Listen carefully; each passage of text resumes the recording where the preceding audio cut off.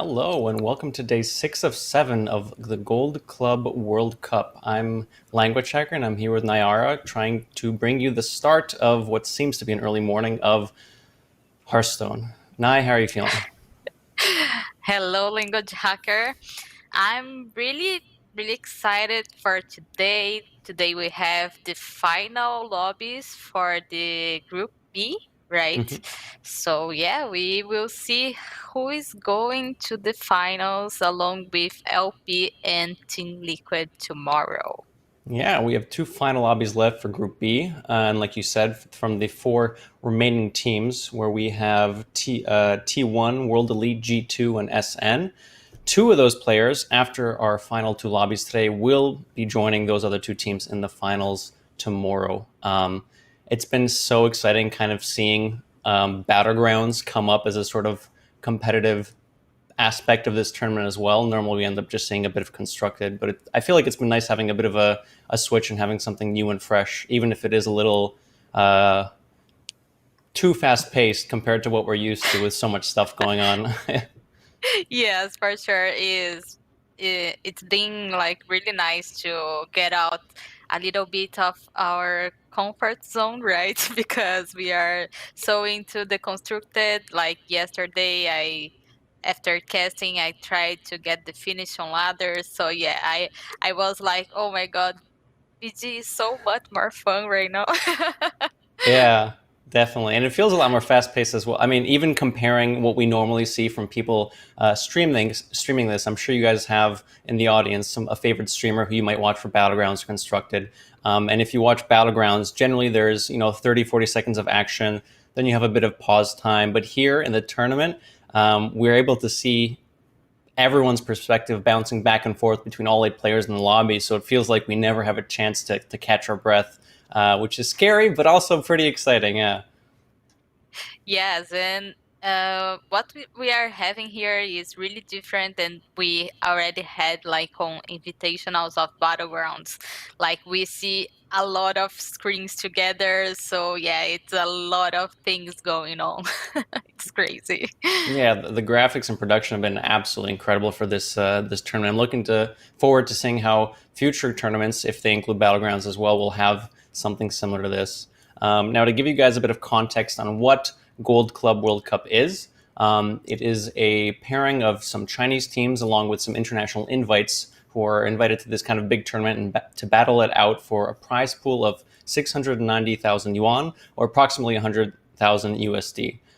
Now, for the Chinese teams to get to the Gold Club World Cup, they had to fight their way through the Gold Series Team Championship, where they were able to acquire qualifying invites to this tournament.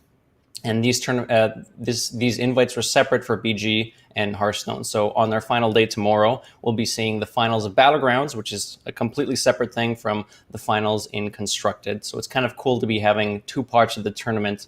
But it would also be interesting to have them both linked to see who wins all of it together. But I think it makes sense to kind of keep them separate and have their own like individual championships. Sure. Yes, we have some teams that are participating both in Battlegrounds or Constructed, but like you said, it's like a separated thing. Yep. Let's give you guys a recap of what happened yesterday before we get started with our games today. Yesterday was the final lobbies for Battlegrounds for Group A, where we saw teams FC Barcelona, Team Liquid, Team VK, and Team LP battle it out. And now we've told you already that Team Liquid and Team LP have made it through to the finals. But let's give you a bit of color about what actually happened yesterday. FC Barcelona was in a pretty rough spot going into yesterday with the amount of points they had acquired. Points are assigned to teams based on how well they finish in the lobby from first to eighth place. They get either 9, 7, 6, 5, 4, 3, 2, 1 points based on their placement. And the points per team for each teammate are added up, and then the total points denote who gets to advance forward. And interesting to note. An interesting to note is that Team Liquid was a little bit far ahead, but I think the main story yesterday in Battlegrounds was the fight between teams VK and LP, who were very, very close in the standings going into yesterday's games. So the outcome of the final two lobbies yesterday had a great impact on who was actually able to advance forward between those two teams. Yes, and actually LP get the first place at the end, right? Yeah, they managed to Which surpass Liquid score. yes, and Liquid was like pretty far ahead from the other teams. Yeah, it was actually down to the wire, even to the last round. The last four players in the final lobby were VK Diana, VK Kimmy, LP Trunks, and LPPF. So the entire top four of the last lobby was purely from the two teams who were kind of battling it out to see who would get through. So that was actually really cool to see that yesterday. As we said, Yes. Team LP and Liquid managed to advance. So we have one international team now in the finals for Battlegrounds, and we have one Chinese team. Now we still have two international players and two Chinese players left in Group B. So I'm curious to see which of these teams will be able to kind of advance and see what kind of a makeup we have in our finals. Do you have any team you're rooting for out of this Group B? Not rooting for, but I'm excited to see some action from Team One because we already saw like Surrender making a lot of things on the game and he's doing like super great. So yeah, I'm super excited. Yeah, definitely. Cerner's been one of the superstars in Group B. We've had our eye on a few players, including some of the Chinese players on World Elite, for example. We've heard some pretty high praise of players like Nightwalk, who has been known for like high APM builds, sort of where they're trying to completely switch their board into a completely new board, like something we call a Murloc transition, where over the course of two turns, there's a lot of buying, selling, tripling, discovering. There's a lot of stuff going on, and it's APM we're not normally used to seeing something like constructed. Um, Out of Yes, yesterday we get to see kind of it, but I don't remember who it was, but he tried to make the out transition, but the hope was going on and he didn't make it. So yeah, I'm yeah, hoping to see some today. it's a good example. I mean, this is not easy, ladies and gentlemen. It's very difficult to be able to do a full transition very smoothly because there's actually so much time. There's so much stuff you have to get done, and there's so little time. And on top of actually doing everything, buying, selling, tripling, you also have to fix your positioning at the end. Remember who you're up against, what their board looks. There's so many different things going on, and it's cool seeing these players kind of get through this. And like you said, even though it wasn't done perfectly yesterday, it kind of just highlights how difficult it is, even with the caliber of the players that we're seeing. Yeah, for sure. All right, So oh, go ahead. go ahead. Go ahead. Okay. So we've talked a bit about Battlegrounds. Let's recap a little bit about what happened constructed yesterday. We have narrowed up until before yesterday. We've narrowed down the teams to a top four. And yesterday, the semifinals have started. We had the semifinals from Group A between the Chinese teams IG and LF. The difference in a format for the semifinals compared to the initial matches is that the semifinals still has the 10 class format where four classes will be banned and the six remaining classes will enter a last hero standing match where it's a best of five. But we'll be seeing three of these sets. We'll be seeing three best of fives, or perhaps two. If it's basically the first of two wins of a set. So we're going to be able to see two completely individual matches and perhaps a third individual match to kind of see which of the teams can better use their strategy to kind of take a win here. Yeah, Did you? like we did yesterday, right? Yeah, yesterday we got to see the full three matches between the two teams. Um, and interestingly enough, I wanted to ask you about this because I was watching yesterday and didn't get a chance to because I wasn't cast and constructed. I saw that some of the teams were switching up their bands in between the different sets. So teams are allowed to change their bands if they so choose, but it was interesting seeing them change them in between. Do you think that's a good strategy? Do you think it's more of a mind games thing? How do you feel that kind of pans out? I think it went well because like we have one team winning the first round and then another team winning the second round when they switched the bands. So Mm-hmm. yeah, I think it's a really good strategy, but I think it's a lot of mind games going on. Like today, I don't know if they will switch because of that. Like yesterday, they switched it, so today we will not, and they will think we will. Yeah, it's a lot of mind games here. Yeah, it's interesting seeing a more complicated format. Normally, in the tournaments we've been seeing lately, at least in the international scene, we've been seeing a lot of, well, first of all, conquest, but also we're generally limited to 4 classes that we choose, and then teams ban one. But having 10 classes to choose from with multiple bans and ban phases, they initially ban 1 class each, then they see the ban, then they ban another 2. They see the bans, and then they ban a 4th one. So this allows for many instances of decision making and deciding, okay, with this class being locked up for us, are there some new classes we want to ban based on what we're not allowed to play anymore? And it adds for a lot of depth, but it's also pretty crazy because there's so many things to think about, which is why we tend to have 5 minutes in between every single match to kind of figure out what the teams want to queue up next. Looks like we're hopping into Battlegrounds. Here's the first lobby. Yes, already. So yeah, Eudora first Sixo here already. I think he'll be happy to see that. Sixo's been having a bit of a rough stretch over the past few days. I believe in the first day, we didn't bring this up because I actually didn't notice until I saw him say it on Twitter. I think he had a disconnection issue in the first game, which is why he ended up getting 8th place in that lobby. He wasn't actually able to complete the game. So I think he's looking to kind of redeem himself. Yeah. Yes, and here we have T1 in first place, WE in second, D2 in third, and S in far behind in fourth. Yeah, and between the top 3 teams in this group so far, T1, World Elite, and G2, they're very, very close in points, 43, 40, and 39 apiece. So based on the final 2 lobbies, it can be anyone's game here. We see Surrender here with Sir Finley trying to figure out which of these 3 hero powers are less bad. Yes, he's not happy about it. Can you explain how was these choices for Surrender? I believe one of them was the Great Akazam's Rack, which lets you discover a secret every turn if you'd like to for the cost of 2 gold. One was Queen Wagtoggle's Warband, which buffs a menagerie set of minions, basically one of each minion type on your board with +2 attack. 2 attack, yes. And the third one I didn't catch. I actually wasn't able to see. We are seeing the client not in English, so it's hard for me to kind of remember what it is just from the picture. Yeah.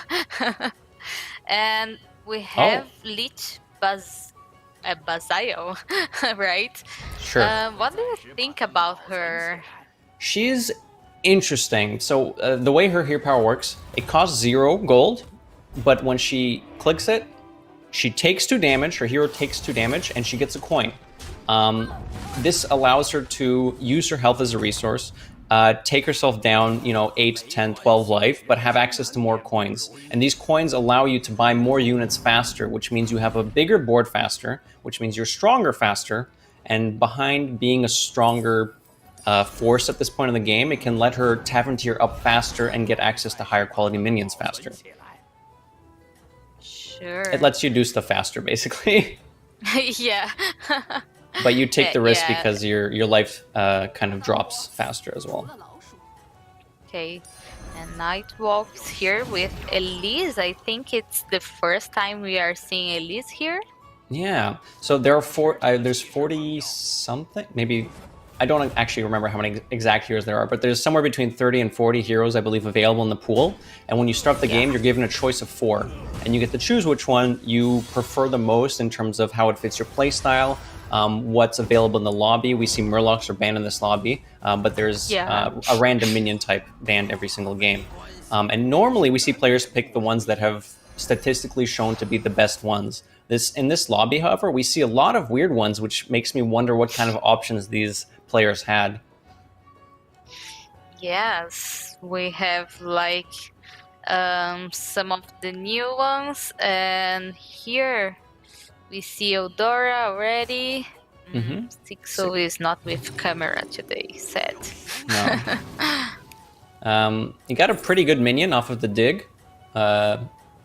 The Twilight Emissary, it's pretty big at this point in the game, and the Discover gives him a pretty big unit as well. So he's off to a pretty good start. The way Eudora works is she kind of like falls behind a little bit while using her hero power at the start, but then she gets big power spikes by discovering golden minions. Yes, a 10-10 and a 5-8 with 6 gold seems really good. Yeah, at this point in the game, that's in very large minions. So even though 6 only has 2 minions, the fact that they're so big does mean that he's gonna chunk away at some people. Yes. And who is with Kael'thas? Ah, Simei. Okay, she's with a really big border. Yeah. Some Yes, like players so far. Nightwalk is already with 26 of health. Yeah, it's you kind of wonder if these heroes were. I mean, perhaps they weren't offered anything better. And some of the heroes I was talking about were Sky Captain Crag, which Sparkling is on, and Elise Starseeker, which is Nightwalk is on. These heroes aren't bad, but they're generally not what we see players pick. So I imagine these are the best of the 4 options available. And given the heroes they got weren't the ones they wanted, it'll be interesting to see how they kind of use these heroes' hero powers to kind of fight as hard as they can in this game without having access to something like Eudora, which 6-0 happened to pick up in this lobby. Yes, and I think every time we saw Eudora here, she managed to pick like 4 plays at least.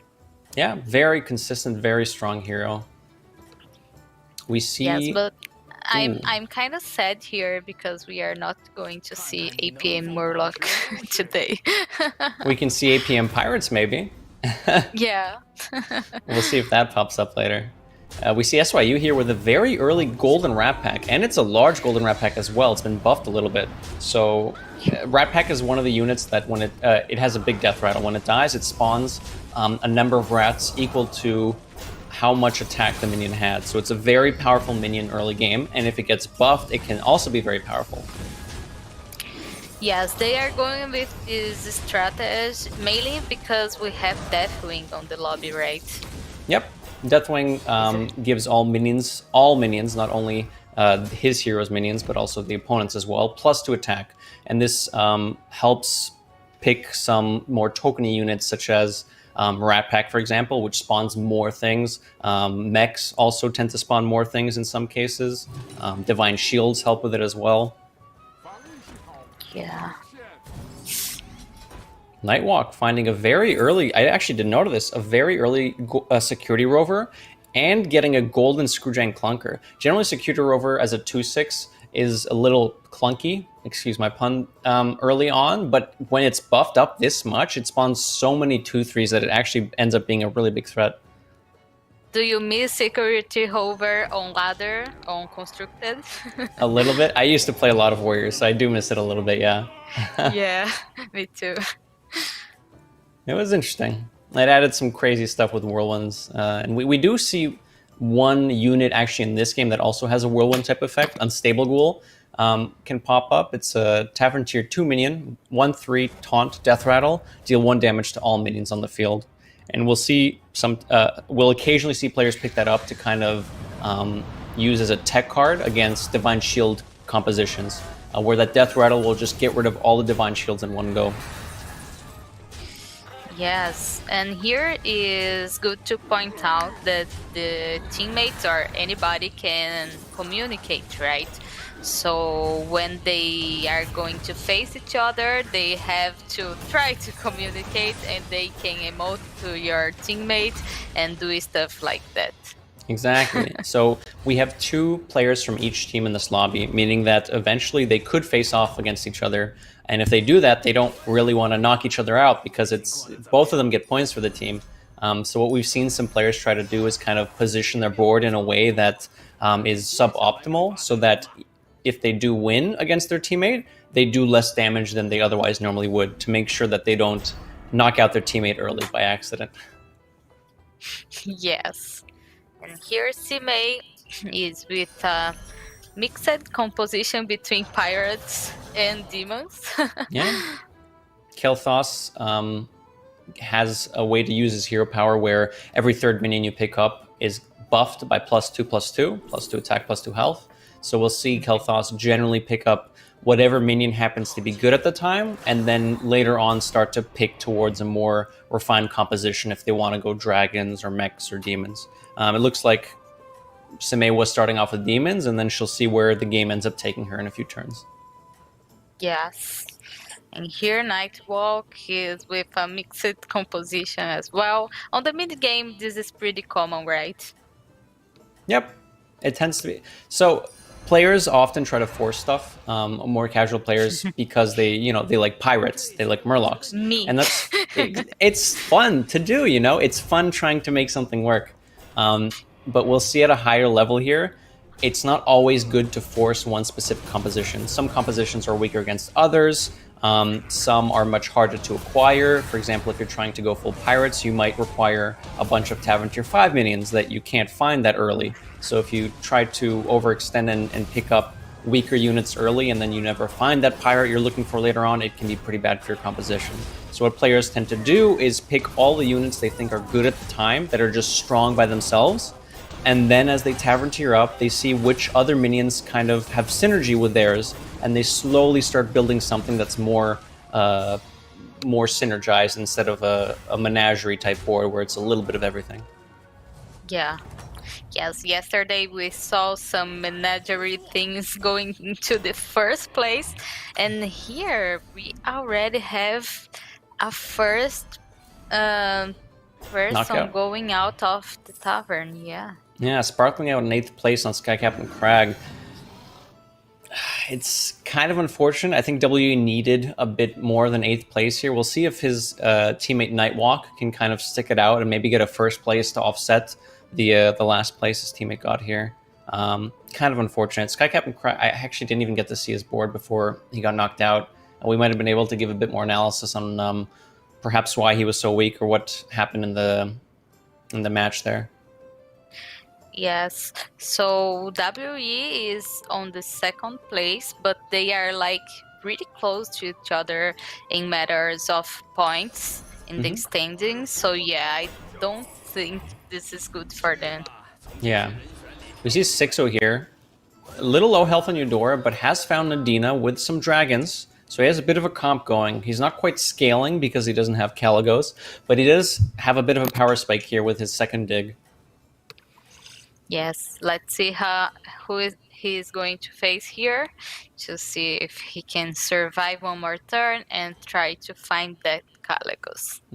We see Valir on Beasts here with the Mama Bear, several taunts to protect the Rat Pack. Mama Bear gives Beasts, whenever they are summoned, a +5/+5. So when the Rat Pack dies and spawns more rats, each of those rats spawned will gain +5/+5 if the Mama Bear is still alive on the board. So having all these taunts to protect it, I think, is a pretty good nod at Valir understanding what needs to be done in this sort of composition. Yes, and I don't think this Nosdormo will survive to that amount of buffet red packs being... Not quite. But Nosdormo is in a good place. That's why you had 40 health to work with. He'll be taking quite a bit of damage here, but he's been doing well for a while, so it's okay. He can take a hit. And the tokens who are spawned from like red packs or other things, they only give 1 damage, so it's not like a super big deal.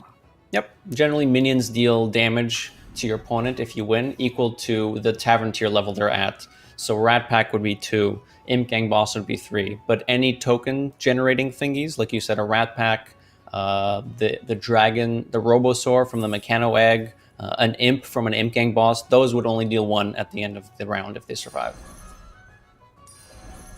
Ooh. Yes, and here Swayu found a Bran, which is really important to try to escalate things. In the late game, after players sort of get towards a composition instead of picking the best units, they need some way to scale because everyone's trying to get bigger and stronger minions.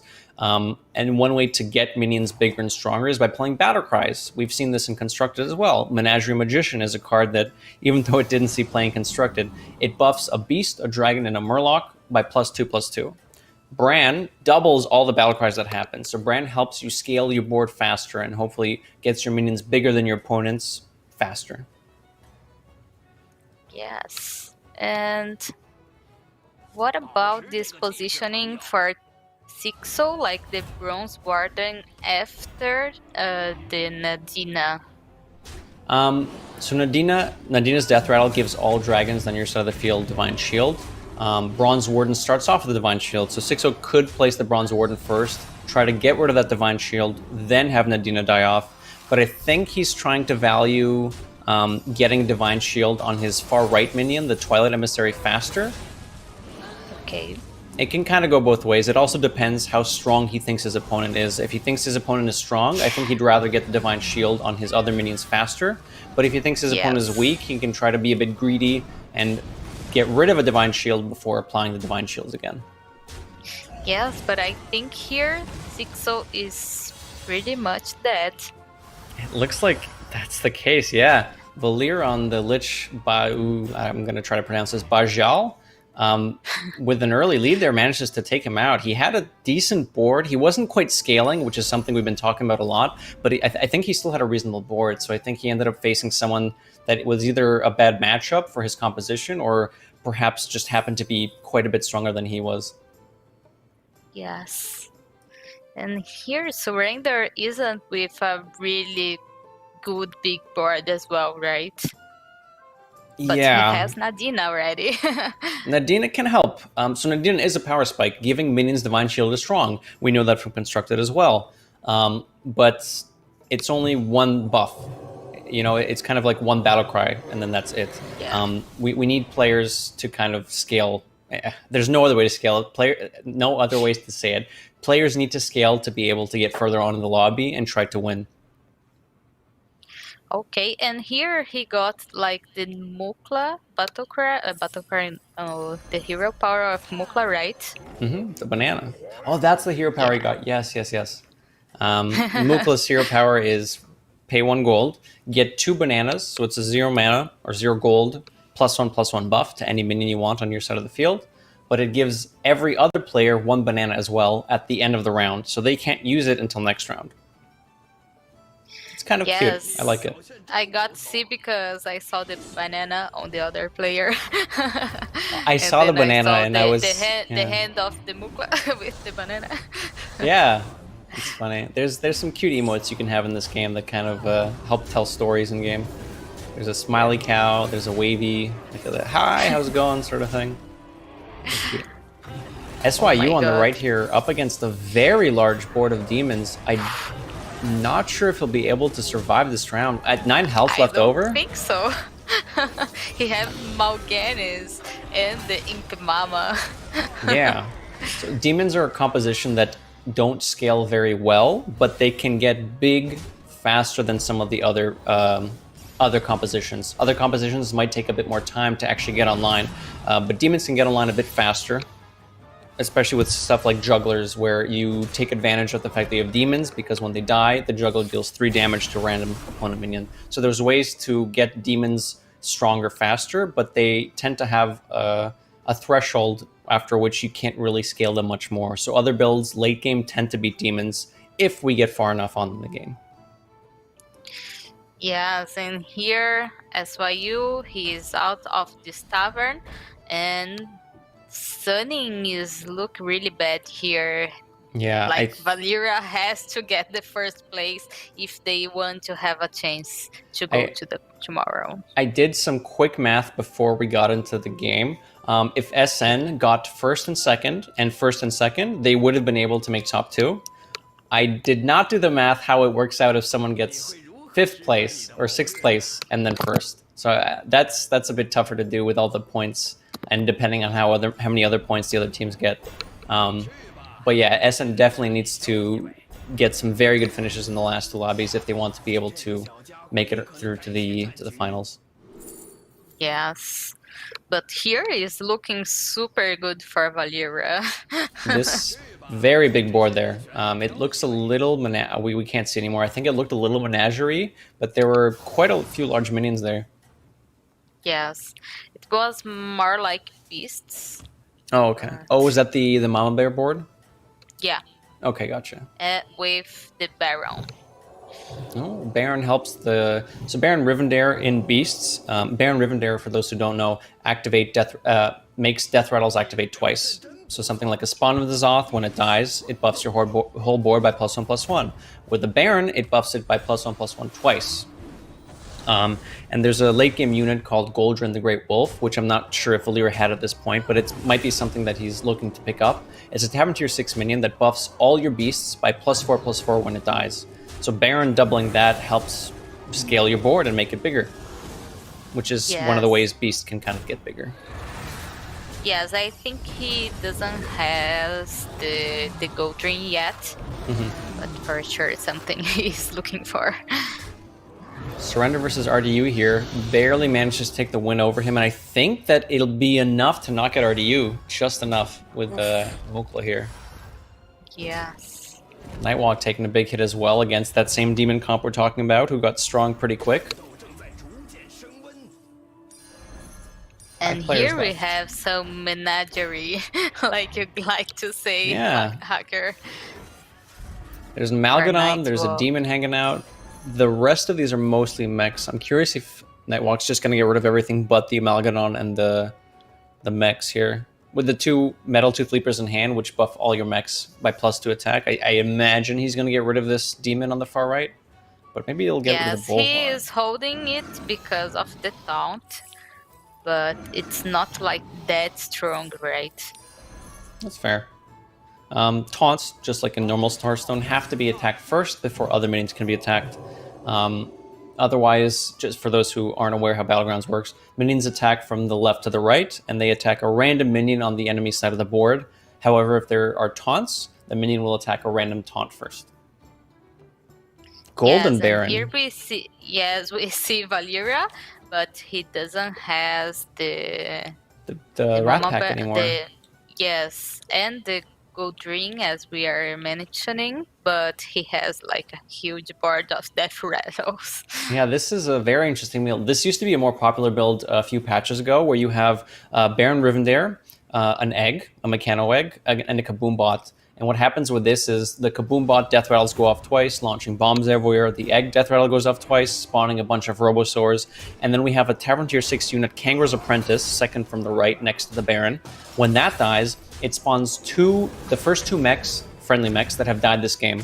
So if we go from left to the right and units are dying one by one, all the death rattles get popped 3 times because of Golden Baron, and then eventually the Kangaroo's Apprentice spawns all the mechs again, and then the death rattles happen again. It's a very, very cool comp that tends to be a little weaker nowadays, but if you get everything together like Valyria has, it tends to be very powerful. Yes, and he managed to get off Nightwalk from this run. Yeah, knocking out World Elite. Definitely. If they want to get back in this game, in the standings, SN does need to make sure everyone else gets knocked out. I think SN needs first place here for a chance for his team to be able to make it through. Yes, and we are here only with Simei and Valyria going for the first place. Simei already got like a first place on the first day, I think. So yeah, and we are seeing Demon's composition for her. Yeah, big demons, very, very strong. Wow. There's a lot of synergy here. Mal'Ganis buffs all your other demons by +2/+2. Golden Mal'Ganis does it twice as well, +4/+4. She has a juggler as well to launch some missiles, and there's 2 Imp Mamas that help as well. Whenever Imp Mamas take damage, they summon a random demon with taunt. So there's a lot of synergies going on her side of the board. It's hard for her to scale at this point, but she's definitely gotten quite strong at this point. We'll see if it's strong enough to get through Valyria. Oh, this banana had to go into the Zap because the Baron has 16 of health and would be able to kill him before all the death rattles going on, but the Zap will die on the second attack here. So I think players on the left side of the board, you can see all the hero portraits. If you mouse over hero portrait, it'll tell you the main minion type on that board. And I think Simei was either looking at that or had faced Valyria earlier and knows that there's a Baron, knows that there's a Death Rattle comp. So she picked up a Zap Slywick here. Zap ignores the rules that you have to go taunt or random minions. What Zap does is he has Wind Fury. He attacks the lowest attack minion on the opponent's side of the board. Normally, that's very good against Baron Rivendare because Baron Rivendare is a 1/7 and Zap is a 7/10. So Zap will kill the Rivendare very quickly before Death Rattles can pop off. However, Golden Baron is a little bit bigger. And on Yeah, top of that, Valeera gave it a banana, so it's not even guaranteed that if Zap attacks first, it'll hit Baron. But like you were saying, sure. to be able to have the chance to kill Baron Rivendare at 16 health, Zap needs 8 attack with Wind Fury, attacking twice to hit the Baron for a chance to be able to actually kill it before the death rattles go off. Oh my god, this board is going super crazy here. Death rattle builds are absolutely crazy. Everything's off the table. Anything can happen. They always get crazy. And you also end up having the potential to do crazy amounts of damage because of all the stuff spawning from the death rattles. Death rattle comp boards can end up having something like 30 plus damage at the end of a turn if enough things survive at the end. It's actually just crazy. Yes, and I think this is not lethal damage yet. No, I don't believe so. She has a lot of life here. Okay. Ended up being closer than I expected. I thought the death rattles would end up being very, very powerful with all the mechs, but it looks like Simei's board is strong enough that she's not just getting run over. I think she definitely has the chance to perhaps find some sort of upgrade to get her through this. Maybe another gas coiler can help. Maybe another Kangor's apprentice. Yes, and what do you think about the big demons composition on this meta? I think it's pretty good at getting top 4. Past that, like I've been saying throughout the game, you need some way to scale, generally to win lobbies, because if one other person finds a composition that scales faster than you, you'll eventually not have enough stats. Their minions will be bigger than yours. But it gets strong pretty fast, pretty early if you start going for them. So I do like it if you're trying to go for a consistent sort of top 4 strategy. And with a point distribution, like I've said earlier, going from 1st to 8th place, you get 9 to 1 points.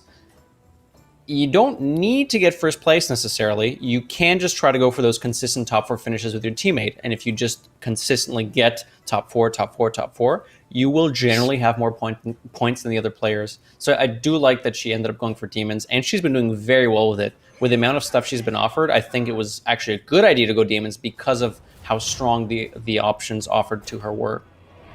Yes, and here Valeera was deciding either if he would go with the Zap or with Myxina on the board.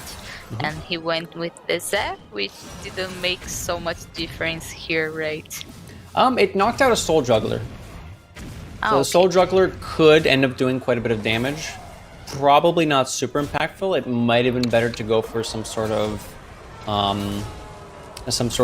bigger statted minion, but it's not an awful idea. With the amount of demons spawning, it's probably pretty good to get rid of the Soul Juggler, because the Soul Juggler over time, if it doesn't get killed, it'll just launch 1 3 damage juggle for every demon that dies. And if you're watching this round so far, there's been a lot of demons dying so far. And there'll be more dying, and then, it can definitely add up. Yes.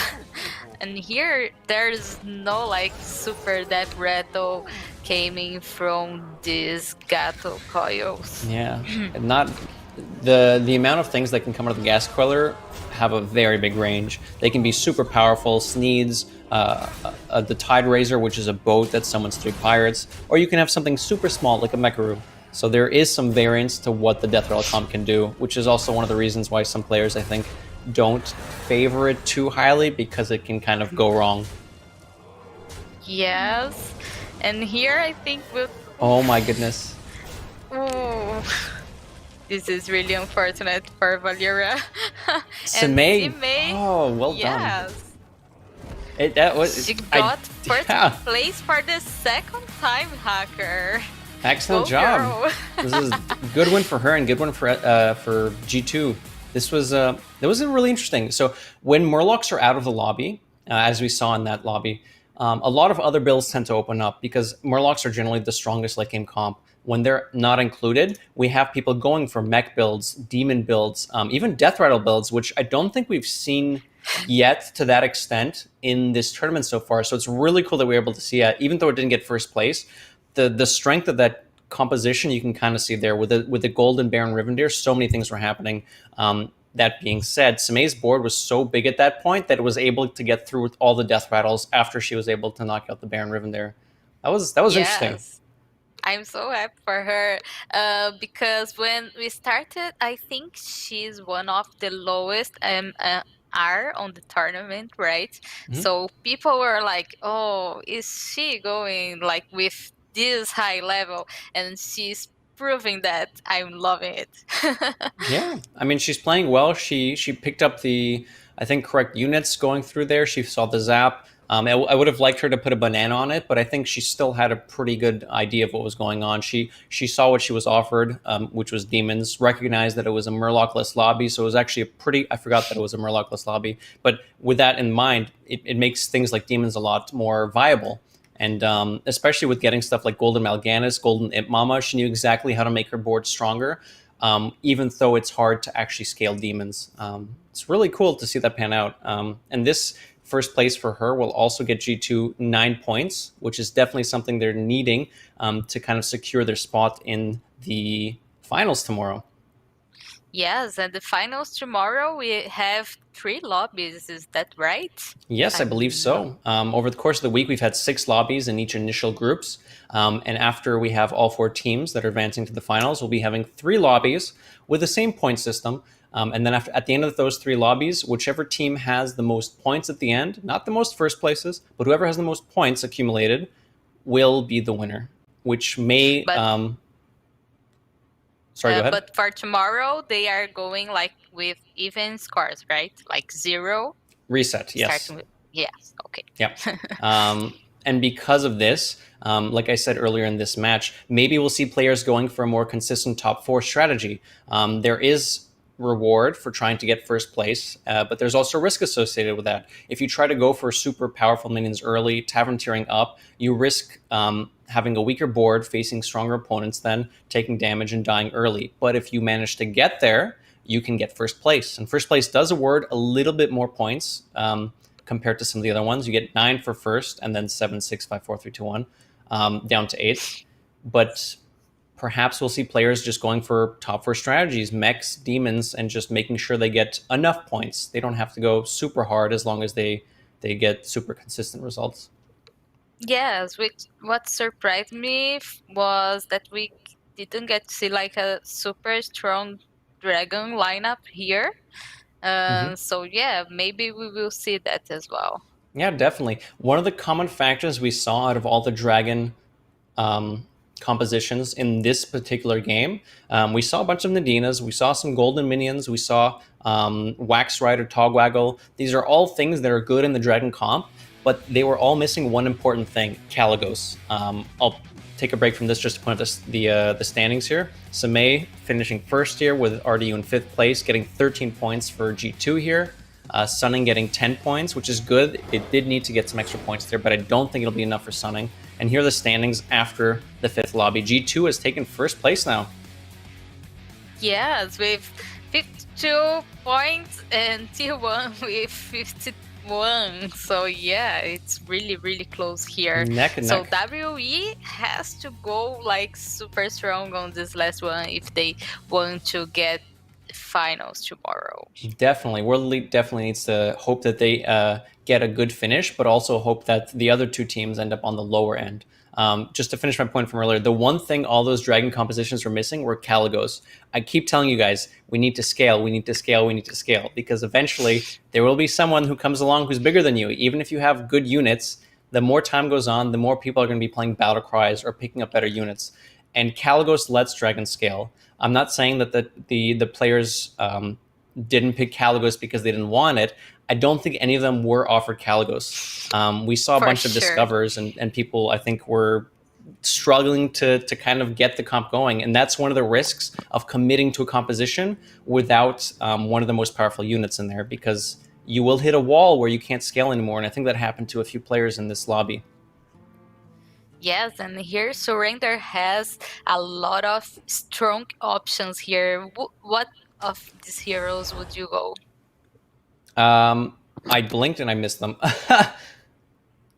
It was Hafan or either Maiev. I think Maev's been doing very well. Both of them are pretty good. in terms of statistics. I think I've seen players favor Maiev a little bit more. The difference between her and Rafam, Maiev, you get to choose a minion in the shop to get 2 turns later. Rafam, you get to steal an opponent's minion from the next combat.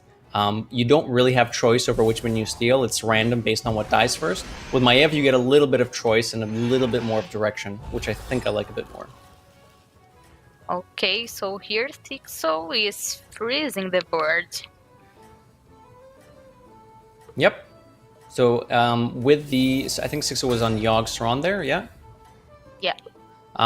Freezing the board early is something you can do with Yogg. Generally, so Yogg's hero power is 2 gold. Get a random minion from Bob's Tavern, give it +1/+1. So you give up the right to choose, but you get a buff on it, which generally is okay. If you pick an average minion and give it +1/+1, it tends to be pretty good. What you can do with Yogg on turn 2, instead of leveling to Tavern Tier 2, you can buy a token minion, like a Tide Hunter or an Alley Cat, sell the token, and then hero power. So now you get 2 minions on turn 2, instead of having to Tavern Tier up and then getting 2 on turn 3. So you get stronger faster, which is something that's probably going to come up a lot in these lobbies, as well as in other streams that you may be watching. Yes, and Sixos has LA Cat on his tavern, so this is why he frees it. Exactly. As some notable players say, tempo good. Tempo good. Yeah. And here we have Nightwalk with the Daryl again. Like, I think it's the 3rd time I'm seeing Nightwalk with Daryl. What's the strategy to get a really good buff minion by Daryl, Language Hacker? So Daryl's hero power is a passive one, and that means whenever he... it's not something he activates, it's something he uses. When he sells minions back to Bob and gets 1 gold back for that, he sends 2 hats flying onto the tavern, and it buffs a random minion by +1/+1. So 2 hats for every sell. What you can do with Daryl is pick up a bunch of units, leave 1 minion in the shop, sell a bunch of units, throw all the hats on that 1 unit, and then that 1 minion, with however many hats he or she is wearing, will be much, much, much larger. We see players dancing on stuff like Righteous Protector, Deflectobot, minions that have Divine Shield that can use the buffs twice as well, or minions that have very special effects. I've seen people dance on a Yoho Ogre, for example, that early on is a 2/8, which is sturdy, but doesn't do a lot of damage. And if you can make it even bigger and have some more attack early on, it can end up killing an entire board. Sure, seems good here. And RDU going here for the digging with Eudora will get his first minions, his first golden minion. And a Discover. Golden minion, not too great. The way Eudora's hero power works is once you dig 4 times, you do get a golden minion from your Tavern Tier or lower. So being on Tavern Tier 3, RDU could have gotten any random minion on Tavern Tiers 3, 2, or 1. He got something a little weak, which isn't great, but it still has some use. It discounts the next Tavern Tier level by 2 gold. His Discover wasn't great there either, so he's a little bit behind, but now that he's on Tavern Tier 3, even if he loses this round, he has access to higher quality minions, so he can pick up some stronger units and hopefully be able to come back from these early hits he's been taking. Yes. And let's see how it goes here. SYU is not happy to see that. No. Generally going up against Eudora early is kind of scary, because if she has a very strong board, you can end up taking a lot of damage. Fortunately, he was able to tie there with some fortunate attacks. Yes. Oh, interesting. He has a triple here. So Daryl with triples is a little weird. To be able to use your hero power effectively, you want to be selling minions. But tripling a minion means that you don't have more minions, you have fewer minions. That being said, I think Nightwalk here recognizes that it's better to have this big minion because of exactly this. If you hit Gold Grubber, it doesn't matter if you dance anymore. If you have ways to scale without having to do anything at all, that's very, very good. And Gold Grubber grows every single turn for the number of golden minions you have on the board by +2/+2. So now he's just going to start scaling his board, and he can try to do other stuff in the meantime. Yes, and this is really crazy because we are on the beginning of the game and he already has the gold grubber. Yeah, it's a pretty early gold grubber. Generally, we see Eudora perhaps go for an early gold grubber if she's offered it because she just gets golden minions. So it's funny seeing someone else get a golden grubber this early on, and it'll be funny to see if Eudora ends up facing Nightwalk there. Yes, and one thing we didn't comment here is that on this tavern, Demon is banned, so they can go with Murlocs this time. Yep, If they and so want we to. can see that on Elisa's board, Sparkling. So Nightwalk's teammate is starting to pick up a few Murlocs here. We've said this, I believe, yesterday as well, but for those who weren't around, Murlocs are the strongest laking composition. You can get a bunch of big Murloc buffs that give them Divine Shield, that give them Poisonous, which are mechanics that work the same as in Constructed. But there's also a bunch of Murlocs buffs that give health and attack. And if you have something like a Brand Bronzebeard that doubles your battle cries with a bunch of Murloc buffs, you can make super, super, super big Murlocs that just run over everything. But you have to get to late game to do that, or mid to late game to be able to do that. Yes, sometimes you are not even working with Murlocs, but you get the lucky to find a brand, so you can switch your composition, right? Exactly. One of the most important things in the composition is Bran. You can still make it work without Bran, but it's a bit harder we saw, because I think, RDU on day before going with Murlocs without brand. he did pretty well too. Yes, but it's a little bit slower. Exactly, yeah. Oh, Sparkling with the board of Murlocs has discovered two potential Murlocs here. King Book Gurgle buffs your entire board of Murlocs by +2/+2, which I think is pretty much what he was looking for here. His board got quite a bit stronger with this buff. +6/+6 this early, very strong. Yes, the thing is for Sparkling is the one who has less minions on the board is always the second to attack, so you get a little behind from that. But let's see, and yeah, he will lose this tavern. But like you said, being behind lets people, even if they have in air quotes weaker boards, they let other players kind of have a chance to beat you with stuff like Arcane Cannon. Whenever a minion attacks next to an Arcane Cannon, the cannon deals 2 damage to a random enemy minion. So having that attack first means that more cannon shots can go off, and that's exactly what happened, which it ended up with Sparkling taking the loss there. Not a big one, but enough of a loss that it was... I mean, you'd prefer not to take damage if you had to choose, so it's a little unfortunate, but he'll pick up some minions to round out his board, I'm sure, this turn. Yes, and here May is going with Murlocs as well. Yeah. So I don't think we've actually spoken about this too much. There is a specific number of each minion in the tavern. What I mean by that is... didn't talk about it. Yeah, there's only a set number of let's say, Murloc War Leaders in the pool. And after all the Murloc War Leaders are bought, you can't pick up any more. Now, generally, we won't see someone pick up...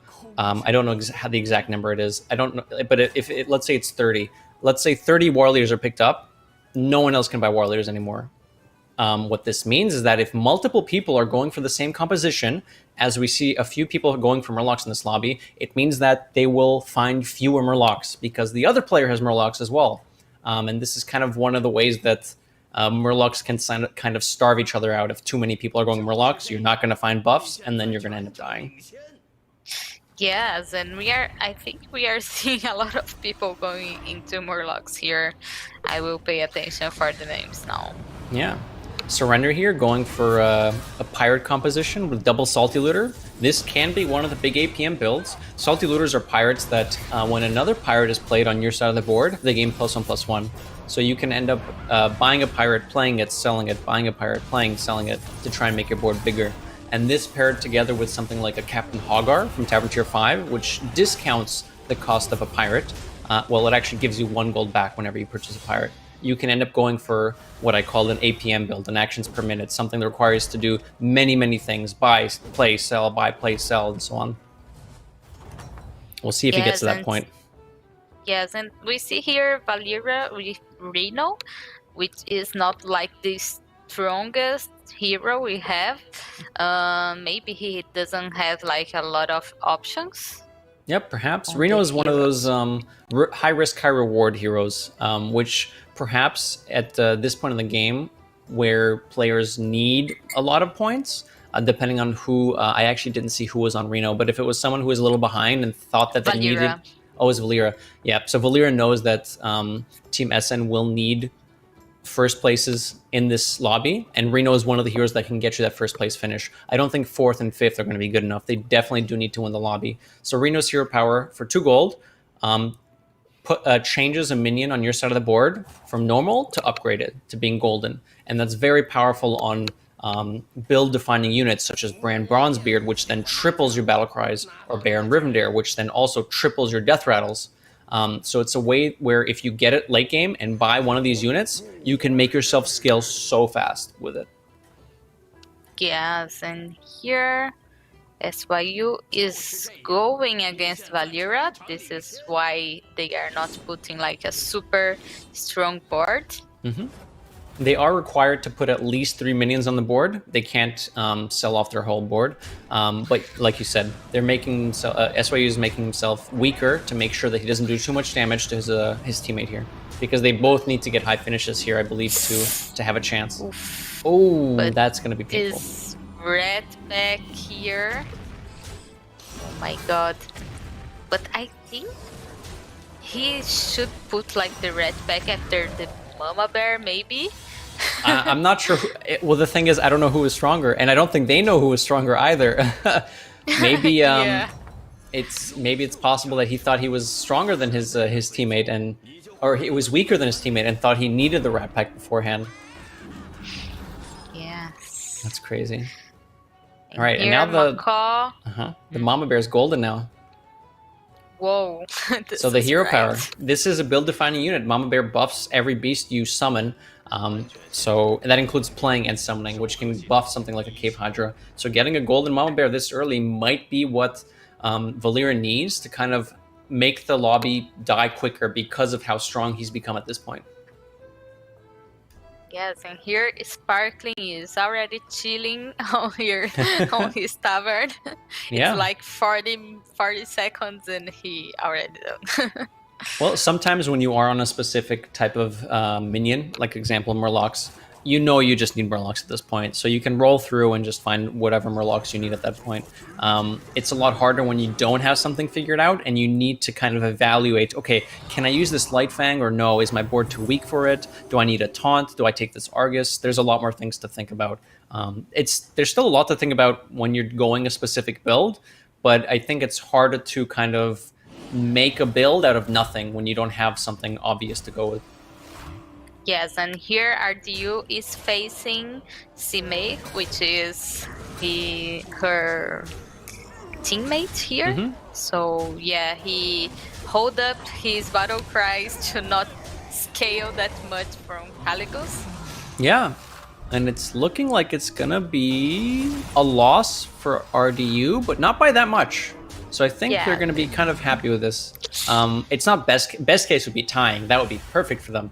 But without being able to communicate, it's impossible. I think it's almost impossible to figure out who's stronger, by how much, how you need to position to make sure you tie.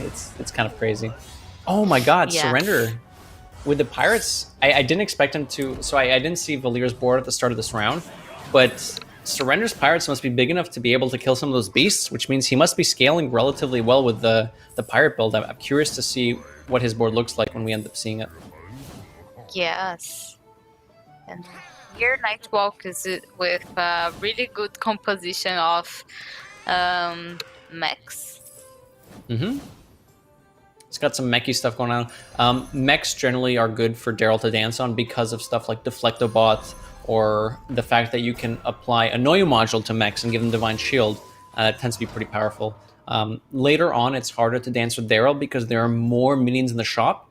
On lower tavern tiers, there's fewer minions in the shop available, so you can buy out a few and then isolate one. But once you get to tavern tier 4, there's 5 minions. And you generally start off with 10 gold, so you can't buy 4 with 10 gold. You can only buy 3. So it's harder to isolate a minion to dance on. Yeah. But still doable.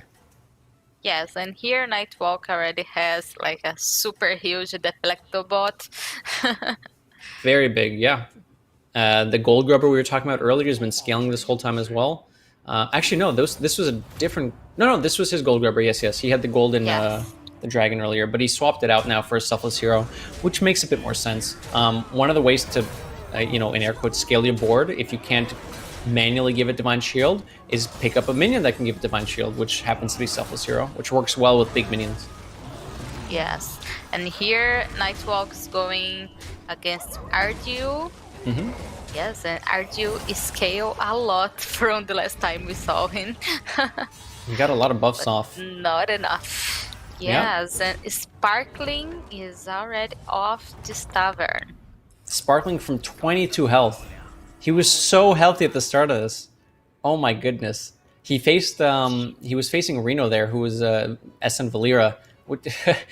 The Mama Bear buffs really start to add up. Once you start playing a lot of beasts, it ends up being so many stats early. And the crazy thing about being that strong is that when all your minions survive, you do so much damage. Like 22 isn't the most we've ever seen done, but when everyone's left with 20 something health and you end up taking 22, it's kind of surprising. You get it's not something you're expecting. Yes, and Amalgadon here, not what he wanted. Like, it's only the attack and Windy Fury, which is not like super good. So what Surrender can do is he can play the Poison Toxin though. Shield. Yeah, Now Poison you're Divine talking. Shield is exactly what you're looking for. Surrender also has the option to pick up this Toxfin, which gives his other Amalgadon poisonous. He also has a Megasaur in hand, which isn't too bad either. But like we were talking about, he did have Captain Hogger with the Salty Looters, but realizes that that's probably not scaling fast enough, so he needs something like this, Amalgadons, which give him a bit of a power boost. It doesn't matter if the Amalgadons are smaller health-wise and attack-wise. If they have poisonous, it's better than the Salty Looter, generally. Not always, but generally, especially the Divine Shield. Okay. Oh, this is a really good attack for Surrender. And he's going against Nightwalk. I think Nightwalk's board, I think, is a little too big. Surrender might be able to 3, 4, 8. No, he's alive. He takes a lot of damage here, which is definitely not what he's looking to do, but he is alive with 3 health. Meanwhile, on RDU's board, he barely takes the win there against SYU. Yes, and this was huge here because RDU is almost dying.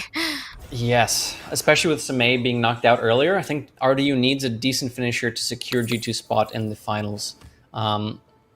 It gets crazy when these players, as the lobby progresses, they have so little health left, because at any point, any loss means you end up dying. Like from Surrender's perspective, with 3 health, if he loses any fight now, he's dead. It's just over. So he needs to be very careful. And Surrender. Yes. Mainly Surrender. That's true.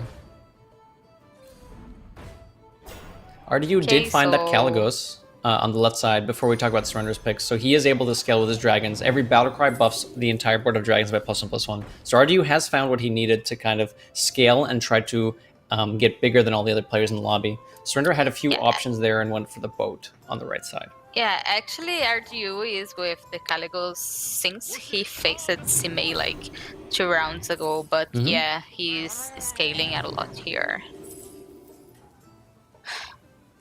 I mean, Surrender's scaling with the Lightfang Enforcer, but it's not a great buff, and we can see that here. He's opting to play some other stuff instead because he realizes the buffs from the Lightfang aren't going to be enough, are probably not going to be enough, especially when he's up against RDU. I don't know if he's faced RDU recently, so he might not know how strong RDU is at this point, but, I mean, we'll see how it goes. Poisonous will help him a lot here, because it doesn't matter how big RDU's minions are. If there's Poisonous being involved, it'll kill a minion. Yes, if it doesn't has Divine Shield, right? Divine Shield can definitely get in the way, you're right. And it looks like RDU is able to take out Surrender here.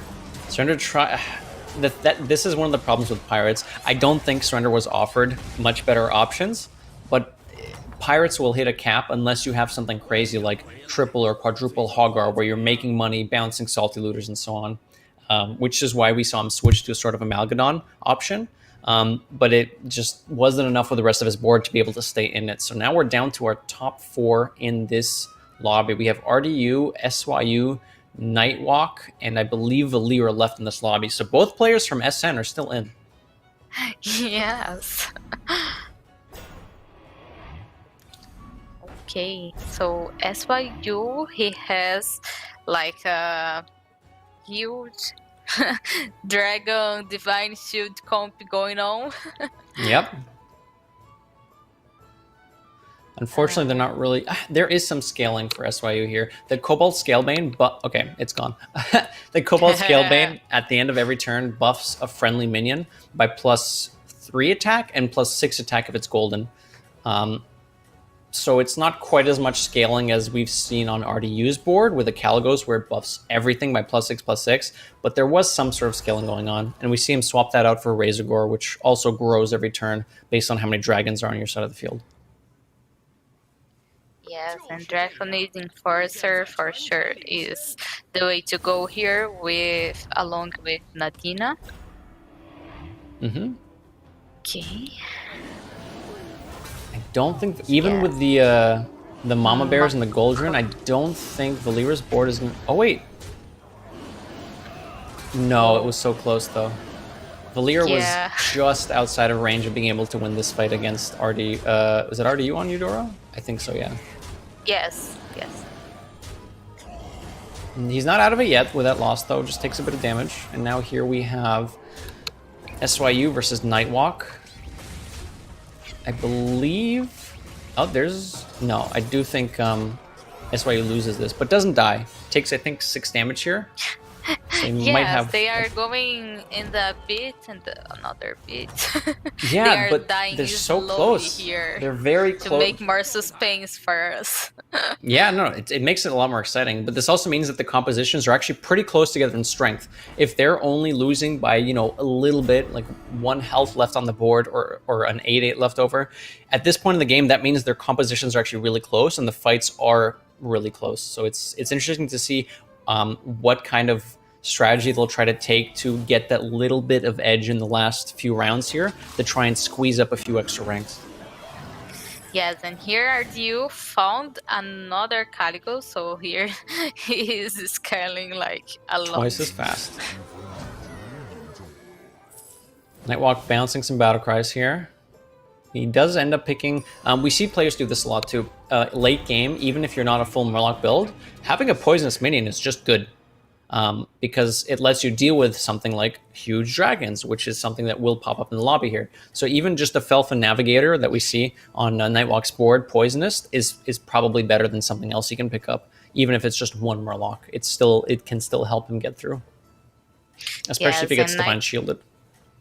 Yes, and Nightwalk, he knows that he must get like first place here to try to go to the finals tomorrow. So yeah, he's going all in here.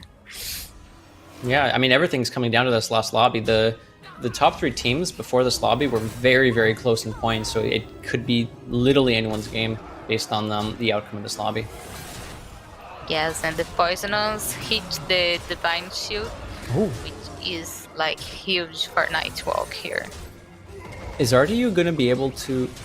Nightwalk might actually... That Poisonous Murloc being given Divine Shield might have been enough to get him the strength needed to knock out RDU here.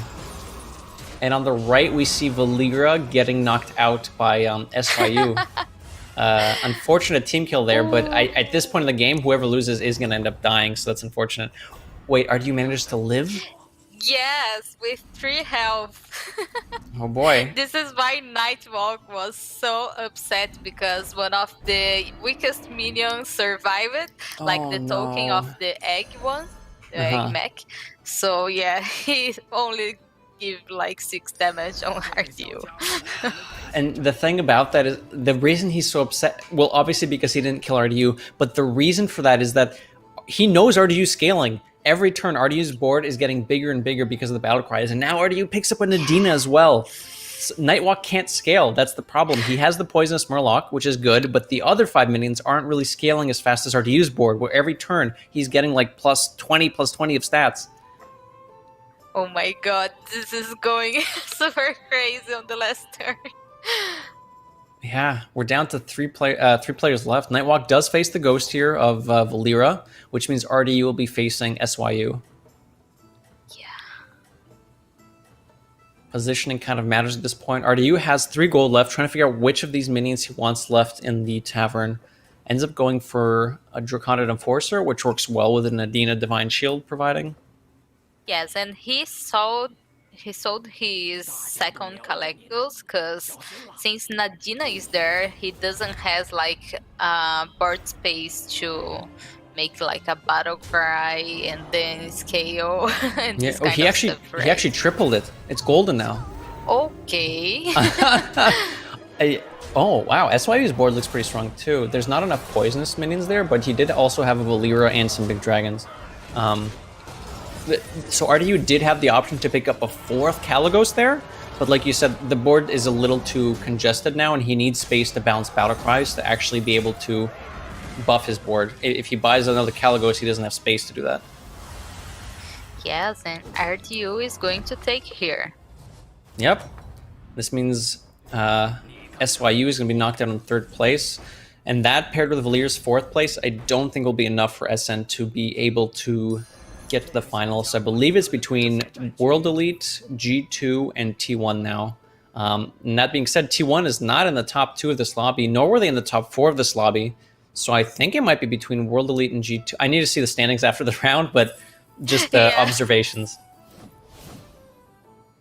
Okay, so here Nightwalk got a chance to dance a bit. Yep. Eventually, late game, dancing by selling and throwing hats on minions ends up becoming a lot weaker because most minions you're buying late game, even with dancing buffs, will be weaker than minions you already have. As you can see here, the gold grubber's huge, the deflectobot's huge. There's not many other minions Nightwalk wants on it. He does find another Murloc that he gives poisonous to. I think his one chance at winning is to get some poisonous Murlocs, make sure they get divine shields from the Selfless Hero, and hope that RDU does not have an Adina. Because last time Nightwalk faced him, there wasn't an Adina there. So I think his only chance at winning is this divine shielded Murlocs with poisonous. Yes, but here Ardu has Nadina and a macaw. So the macaw attacking will trigger Nadina's death rattle. It triggers a random friendly minion's death rattle, but of course RDU making sure there's only one death rattle means that the macaw attacking gives all the dragons divine shield. The dragons attack a bit, then Nadina attacks again, dies, gives more divine shields. So I think he has more than enough protection against these poisonous Murlocs to, I think, give him. If I had to guess, I think this would be 100% in terms of the chances of him to win this specific game. Generally, there's a deck tracker that you can use to kind of give you odds on what the chances are of winning. I think this would be 100%. Yes, and the Divine Shield got into the poisonous one, so yeah, this is it. And probably Ardu is going to take it. Yeah. Oh my god, this is like huge. 27. And one of them, yes, and CMA got the first one, and now RDU got the second one for G2. Yeah. This is exactly what G2 wanted. This is exactly what they were looking for. Back-to-back first places. Even though Sami, I think, finished a little lower in this lobby, if between the two teammates you can do well in every single one, you don't have to get first and second, but if you have consistency between your team, that's what you need to be able to get enough points to qualify through. And I think, even though we don't have it up on the screen right now, we do have the final scorings. G2 was in first place with 63 points. World Elite and T1 are tied with 56 points, and we have a tiebreaker. The first tiebreaker we look at is the number of first places in the lobbies that the teams have gotten. And with World Elite winning 2 lobbies so far and T1 winning 0, it means that World Elite will win the tiebreaker there, and it means that G2 and World Elite will be the 2 teams moving on to the finals, and T1 and SN will be knocked out here. Wow, this is really exciting because we will have like 2 Chinese teams and 2 international teams going to the finals tomorrow then. Yeah, we have Team Liquid and Team LP from... hold on, did they both win one? Sorry.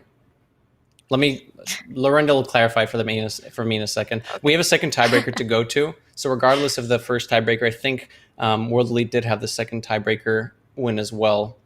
It's second tiebreakers. Okay, so they were tied on tiebreaker first. They both won one lobby. The second tiebreaker is the number of top fours, and I believe World Elite has that over Team One. So the decision still stands. I mean, World Elite has moved on. It's just a matter of which tiebreaker we were looking at that. Okay, the result was correct. That's what's important. That's Yeah. what matters. So we have Team Liquid, Team LP, Team G2, and World Elite. Like you said, 2 international teams and 2 Chinese teams getting to the finals tomorrow, where we'll have 3 lobbies to decide who gets to take home, I guess, the Battlegrounds Cup or whatever we're calling it. I don't think there's an Yeah, actual so cup. if you guys want to check it out, who is going to win the portion of Battlegrounds, don't miss it because it's the first thing tomorrow. Yep. We're going to have semifinals later today for Group B in Constructed, but honestly, I'm going to be looking forward to the Battlegrounds thing tomorrow. I've been saying that it's exciting to have this sort of Battlegrounds competition now, where we've had a few invitations, I think, in the scene, but I don't think it has been quite to this extent where we have teams battling it out to qualify, getting through, having all these lobbies to kind of decide it with. It's been exciting, and the production has been great. It's been normally we have like 1 day of invitational and we decide in 1 day, but here it's like a full week of Battlegrounds and Constructed to see all the starting lines behind the team. So yeah, it's really, really great what this cup is doing. it's yeah, wow. And these lobbies have been pretty cool too. We've been seeing quite a mix of. I was concerned, and I said this earlier as well. I was concerned we'd be seeing only one type of composition win lobbies. Yeah, I was scared it would just be everyone forcing Murlocs like Crip. But we've seen some pretty good variety. We've seen Dragons win. We have seen some Murlocs win. We saw Demons win with Sime winning today as well in the Murloc-less lobby. We've seen even the Death Rattle comp, which I didn't expect to see at all. I actually completely forgot that existed. We saw like at second place in the first lobby today. We've seen quite a variety of builds, and I think that's really cool. It kind of showcases to you guys how many different ways you can kind of play this game based on what's offered to you. Yes, and if you didn't play it yet, Battlegrounds, you have to check it out. It's all free for you on inside the Hearthstone. So yeah, go and play. Yeah, check it out. There's a tutorial to help as well, and I'm sure there's a lot of tools you can find online, YouTube videos, and I'm sure you can watch a bunch of streamers who also help in our educational. Many players in this tournament actually do stream, so if you do have a chance, you should go check them out. Yeah. Sixo, RDU, they are like all days, all the weeks playing Battlegrounds, so check it out. Yeah. All right. Well, this was incredible. I'm looking forward to tomorrow's finals, and I hope you guys are as well. We're going to take a quick break here before we switch to the semifinals for Group B.